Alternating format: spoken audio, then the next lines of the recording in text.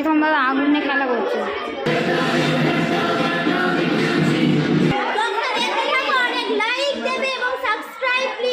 Hello বন্ধুরা, আমি প্রীতম আর তোমাদের সকলকে আমার নতুন মিনি ব্লগে স্বাগতম।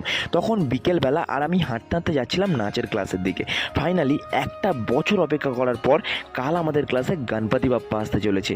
আর এবছর গণেশ পুজোয় সকলে ডান্স পারফরমেন্স করবে বলে ঠিক করেছে। শুধু বাচ্চারা নয়, সকল মায়েরাও এবছর ডান্স পারফরমেন্স করবে। সেই জন্য এখানে মায়েদেরও জোর কদমে প্র্যাকটিস চলছে। শুধু আমি আর দাদাই ডান্স করবো না, বাকি সকলেই ডান্স করবে এবছর। সকলে তখন প্র্যাকটিস করছিল আর আমি আর দাদা দুজন মিলে ক্লাস থেকে বেরিয়ে বাইক নিয়ে যাচ্ছিলাম যেখানে আমাদের ঠাকুরটা তৈরি হচ্ছে। ফাইনালি বাইক নিয়ে চলে গেছিলাম আমাদের ঠাকুরটাকে দেখতে। আর এই হচ্ছে আমাদের ঠাকুরটা এখনও রেডি হতে অনেকটা বাকি। আর এই পারে তখন বিশ্বকর্মা ঠাকুর তৈরি হচ্ছিল। সামনেই বিশ্বকর্মা পুজো, সেই জন্য বিশ্বকর্মা ঠাকুরও তৈরি হচ্ছে। ঠাকুরটা দেখে আবার চলে এসেছিলাম ক্লাসের মধ্যে দুটো ঘরেই এখন প্র্যাকটিস চলছে। একদিকে সব মায়েরা প্র্যাকটিস করছে আর একদিকে সব বাচ্চারা প্র্যাকটিস করছে। তারপর অনেকক্ষণ প্র্যাকটিস করার পর এবারে সকলের ফাইনাল একটা রিহার্সাল হবে।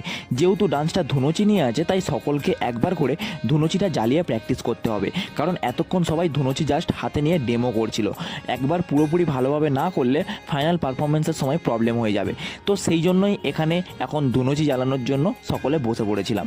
যেহেতু আমাদের কাছে কর্পূর ছিল না, তাই ধুনুচির মধ্যে ছোবড়াটা জ্বালানো খুবই ডিফিকাল্ট হয়ে যাচ্ছিল।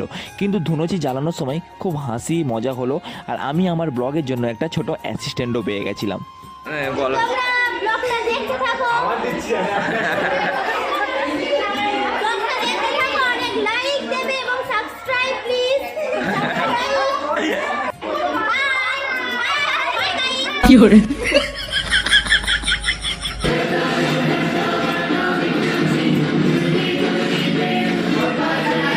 ফাইনালি আজকের মতো আমাদের ফাইনাল রিহার্সাল শুরু হয়ে গেছিল।